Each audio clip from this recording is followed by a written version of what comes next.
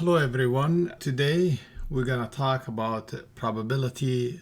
We will be covering the following topic: the basic idea of probability and how do we formulate it, counting method, way of counting outcomes, and conditional probability and independence, random variable, linear functions of random variable, and the joint distribution random variable, and correlation and covariance.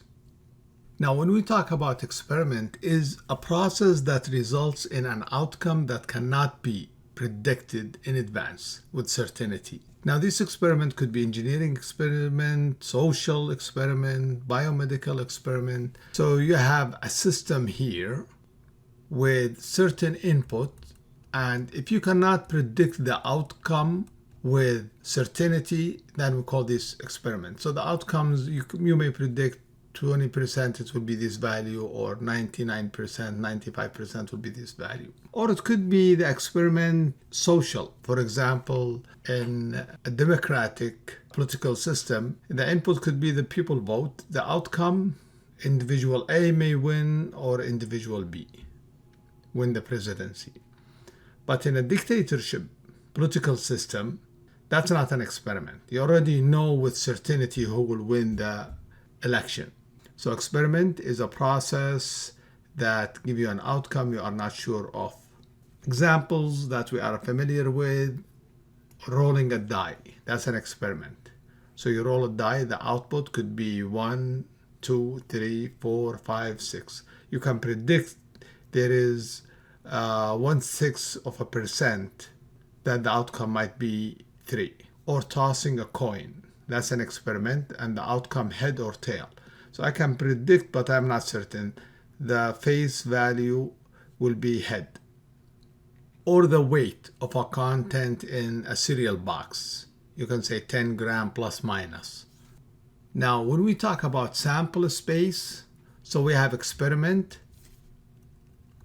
If you know every possible outcome of this experiment, then that's what we mean by the sample space. In chapter 1, we called it the population. Here, every possible outcome of an experiment is a sample space. For example, when you throw a die, the outcomes could be 1, 2, 3, 4, 5, 6. So this is a sample space of this experiment, throwing a die. Or flipping a coin, the two possible outcomes, head or tails. And if you have an amplifier and that give you a gain of maximum 10 and the minimum 7, then the sample space is between 7 and 10. Now, if I take the sample space and I extract of it a certain outcomes that have certain property in common, then I can call this is the sample space. Then this I call it event. So it is a subset of the sample space. For example, throwing a die, all the sample space is 1, 2, 3, 6. Now I can say I am interested only on the even number. Then the event 2, 4, 6. These are the possible outcome. Okay, let's do this example. An electrical engineer has on hand 2 boxes of resistors. So this is box 1, and let's call this box 2. The resistors in the first box are labeled 10 ohms, but in fact the resistors value are 9, 10, 11, 12 ohms. The resistors in the second box are labeled 20 ohms, but the actual values of the resistors are 18, 19, 20, 21. Now the experiment is the following. The engineer chooses one resistor from each box. So let's call this R1 from here and R2 from here, and determine the resistance of each. Now let's look at what is the problem here. Let A be the event that the first resistor has a resistance greater than 10. So let's define event A is the first resistor, that is R1, is greater than 10. The second resistor, which is R2, less than 19. So let's define event B, R2 less than 19. And let C be the event that the sum of the resistance is equal to 28. So event C, maybe he is connecting them in cascade. R1 plus R2 equal 28. Okay, so we define these three events. Now the first question is, find the sample space for this experiment. All possible output of the experiment. So that's the sample space, S. There is a possibility he pick up the 9 and the second resistor could be 18 or the 19 or the 20 or the 21. So that is 9 with the 18, 9 with the 19, 9 with the 20. And there is a possibility he pick up the 10 with each one of these resistors in box 2. So that is 10, 18, and so forth. And the same thing, if he pick up resistor 11, then he will do this. Same thing, resistor 12. So this is the sample space. And later on, when we do counting, we can predict easily that the number of elements in the sample space will be 16 elements. It's just gonna be 4 times 4, 16. The second question is, specify the subset corresponding to event A, B, C. So for the subset for A, the first resistor they pick is greater than 10. So that means R1 can be either 11 or 12. So I can choose these. These are all the subset that will meet event A. So let me label it here A. B, event B is R2 is less than 19. So that means R2 is, it could be only 18, R2. So R1 can be anything. So it could be 9, 18, 10, 18. So this is event B. Now, event C is R1 plus R2 is 28. That would require a little bit calculation. So let's draw C here, event C here. So it should be R1 plus R2, 28. Definitely 10 and 18. These 10 and 18 will give us 28. 10, 19, that will be more. 9 here, you add it to 19, that will give me 28. 9 to 19. Now 11 with 18 will give me more than 28, 29, and same thing for 20. And 12 also with any of these resistors will give me more than 28. So this is the sample space for event C. Now when we combine events, there is one is a union and the symbol is this one. So A union with B, or we call it A or B.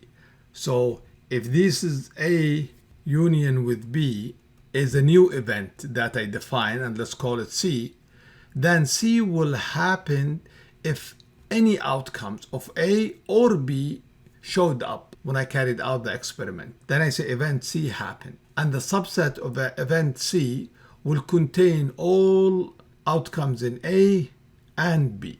An example for this one, if I have event A is 1, 2, 3, event B is 2, 3, 4, then A or B will be the subset of all outcomes in A, which is 1, 2, 3. 2, 3 is already there, and 4 in B. So if I carry out an experiment and the outcome came any of these 4, then I will say this event happened. And this we call the union. We say A or B. Now intersection, which is this one, that is A and B. That means if I define a new event C equal A and B, then, and I carry out the experiment, then C will happen if the outcome of this experiment present in event A and present in event B. That means event A and B have to happen. So I can say event C happened. And we call this intersection. So if I look at this example here, then A intersect B consists of all outcomes that are present in A and present in B. 2 is present in A and B, so that's 2. 3 is present in A and B, so that is 3. So if I carry an experiment and 2 happen, then these happen. And if 2 is the outcome, means A happened and B happened. And if we use Venn diagram, so let's say this is event A, this circle, and all these are outcomes in this circle, and event B is this circle, and it has all these outcome in it. Now this area here that is common for A and B is the intersect, A or B. If you have 3 events, A, B, C, then this region here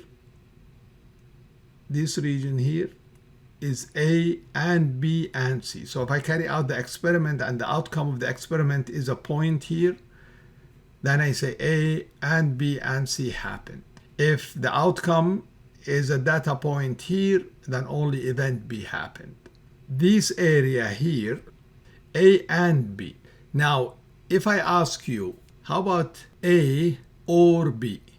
Now, in this case, it will be all this area, all A and all B. So any outcome in this green region of the experiment, then I can say A or B happened. Okay, we did this example.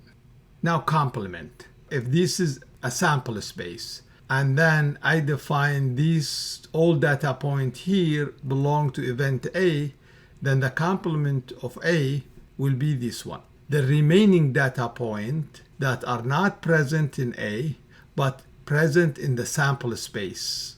So if I have an experiment throwing a die, then these are all possible outcome, 4, 5, 6. If I define A to be the even numbers, 2, 4, 6, then the complement of A will be the remaining outcome in the sample space but not present in A. So that would be 1, 3, 5. Now mutually exclusive event. This is a little bit source of confusion. The event A and B are said to be mutually exclusive if they have no outcomes in common. Like this. If I define the outcome of event A, any points here, and event A2, this is A1, and event A2 is this one, and any point here, there is no common outcome between A and A2.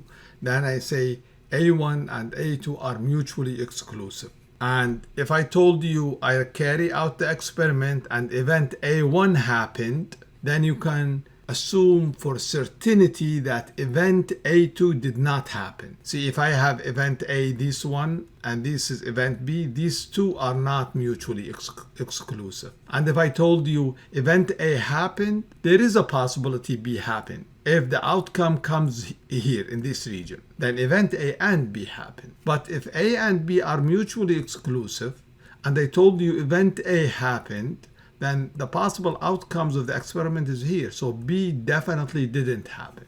So that concept will help us in solving certain problem, mutually exclusive.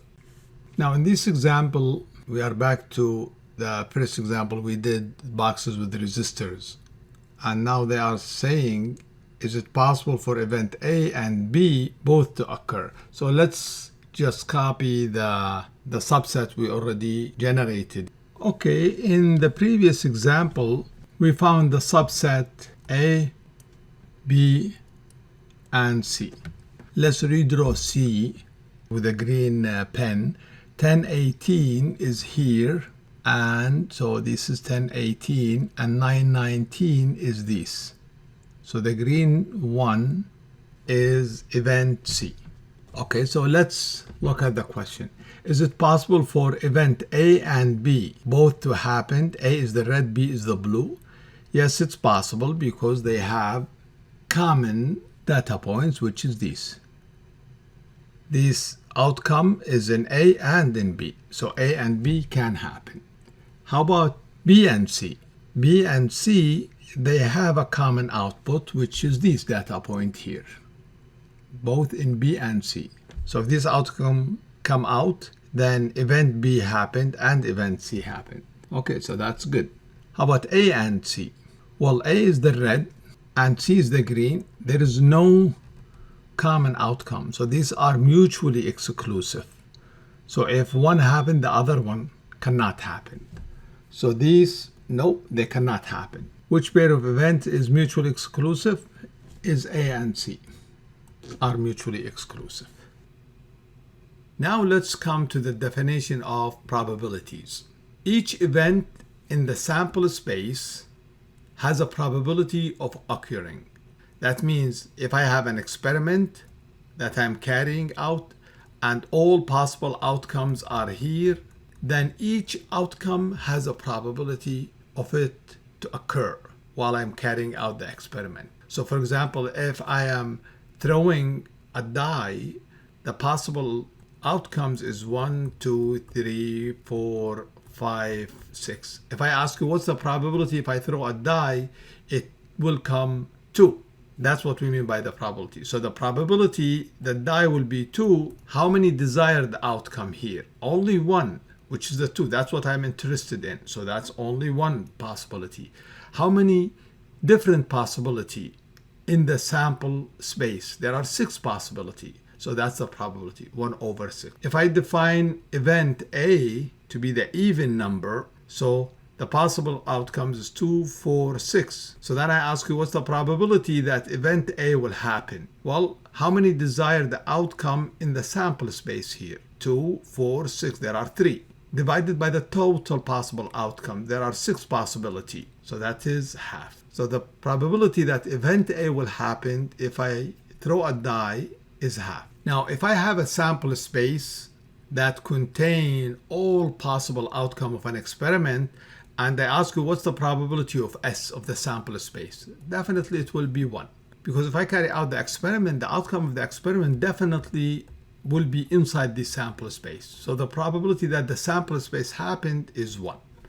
Now, if I define here an event A, and I ask you what's the probability of A, definitely it will be equal or larger than 0. 0 if event A, we call it empty space. That means it does not have a single data point inside it. And definitely the probability of A is less than 1 or equal. It will equal 1 if that event A is the whole sample space. So it's always the probability of event going to be in this range. Now here is a funny story. When you calculate probability during test quiz, sometimes you may get 1.3. That's impossible. The probability 1.3. The maximum probability is 1. Where did you get that 1.3? Maybe when you carried out the integration or you added numbers, you just made a mistake and it came 1.3. So when you solve the problem, look at the answer and reflect on it. Or you cannot have probability minus 0.8. It's always between 0 and 1. So always, when you solve a problem, you look at the answer and make sure it makes sense. Okay, now, if you have event and they are mutually exclusive, that means if event A happened, B cannot happen. And they defined a new event C, which is A and B. And A and B are mutually exclusive. And they ask you, what's the probability of C? Well, it's the probability of A plus the probability of B. So you have this sample space, and you have here event A, and they are mutually exclusive, so they don't intersection. That's A and that's B. And then I defined a new event that consists of these.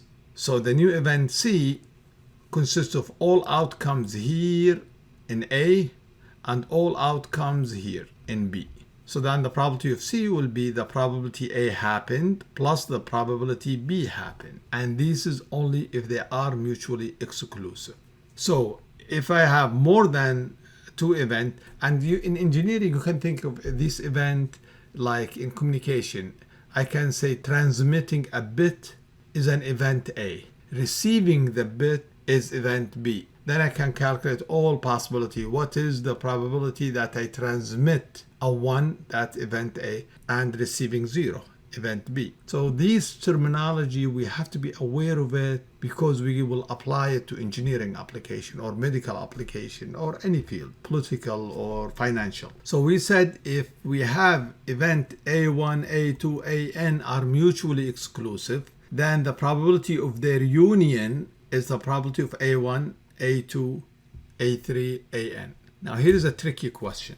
If A and B are mutually exclusive, and they told you what's the probability of A and B, that means the probability A and B occur. If A and B are mutually exclusive, then probability A and B occurring is 0. There is no outcome in the experiment that will make this happen and this happen. If you carry out the experiment and you look at the outcome, it's gonna either be here or it will be here. So either A happened or B happened, but both of them cannot happen if they are mutually exclusive. But if they are not mutually exclusive, like this case, then yes, probability A and B will have some value if the outcome happened to be here. Now the complement, if I have this sample space and I defined event A here, and I told you the probability of A is 0.65, then it's very easy to calculate the complement because the complement are all data values here. So the probability of A and the probability of the complement has to be 1. So that is always true. Probability of A, that means the data point will be somewhere here, plus the probability of the complement, because they are mutually exclusive. A and A complement are mutually exclusive. So if I add these two probability, they will always come to 1. So then if I know probability of A, then the complement, it's very easy to calculate. It will be 1 minus the probability of A. Now let's look at this concept. If I have two events, A and B, and they are not mutually exclusive. So here is A, and this is event A, and this is event B. And I need to find what is the probability A and or B. This is the probability these outcomes come out, or this outcome, or this outcome. And let's say the sample space is here. So the probability of A would be the probability of this outcome here or there and so forth. So I will say, okay, probability of A and or B is the probability of A plus the probability B happened. So this is the probability any of these outcome will happen. But watch out. See, when I calculate the probability of A, I count this outcome as part of event A. When I calculate the probability of B, I counted all these outcomes again in addition to these and divided by all outcome in the space. So I counted these outcomes here twice. One time with event A and another time with event B. So I have to subtract it from here one time. So then I have to say minus probability of all outcomes in A and B. So make sure you understand this concept. Now, if A and B are mutually exclusive, then this region doesn't exist, and this will end up to be 0, and this probability will be just probability of A plus probability of B. Let's look at this example. A target on a test firing range consists of bull's eye with two concentric regions around it.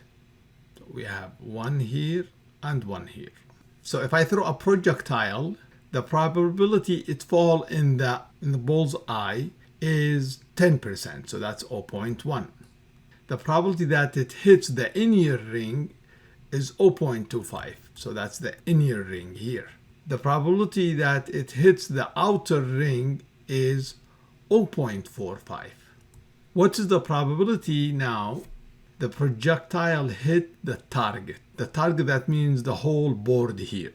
So if I call event A, the projectile hit the eyeball, event B, the projectile hit the inner, event C, the projectile hit the outer, then the probability the projectile hits the target, means hit the whole board here, is the probability of A happened and or B happened. That means the probability it fall here in A or it fall in B and or it fall in C, or the projectile hit here. Now, event A and event B and event C, are they mutually exclusive or not? Well, if the projectile fall in this ring, then event A happened, B did not happen, C did not happen. So they are mutually exclusive. If the projectile fall anywhere here, then event B happened, A didn't, C didn't. So from this application, A, B, C are mutually exclusive. So this probability is the same as probability of A plus probability of B plus probability of C. That will be probability of A 0.1, probability of B 0.25, probability of C 0.45. And if I add these, 0.8. So there is 80% chance that if I throw the projectile, it will fall on the target. What's the probability it missed the target? Then it will be the complement. So if I call all this event as D, then the probability of the complement of D will be the target, the projectile will fall somewhere here. So it will be 1 minus the probability of D. So that would be 1 minus 0.8, and this is 0.2. So there is a 20% chance that I will miss the target. Okay, let's look at this example. In a process that manufactures aluminum cans, the probability that a can has a flaw on its side is 0.02. So let's draw it so we can visualize. This is the can. So the probability there is a flaw in the side is 0.02. The probability that a can has a flaw on the top is 0.03. That's 3%. So let's call this event A, and this is event B. And the probability that a can has a flaw on both the side and the top is 0.01. So a can has a flaw here and here. So that's the intersection. So the probability of A and B is 0.01, 10%. So now the question is, what is the probability that a randomly chosen can has a flaw? So if you have a sample space here full of can and you took one, what's the probability that it has a flaw? Well, the best way to visualize it, let's say this is the sample space and this is event A. All cans in event A, they have flaws in the top is here. And since there is intersection between A and B, so they intersect, and this is B. Flaws in the top of the can. So you have cans here. And if you have a can here, there is no flaws. So for question 1, what's the probability that a randomly chosen can has a flaw? That means the can I chose here, it either came from B or from A or from A and B. So that means he is asking what's the probability A happened or B happened or both happened, A and B. So that means he want to know what's the probability the can came from here or from here or from here.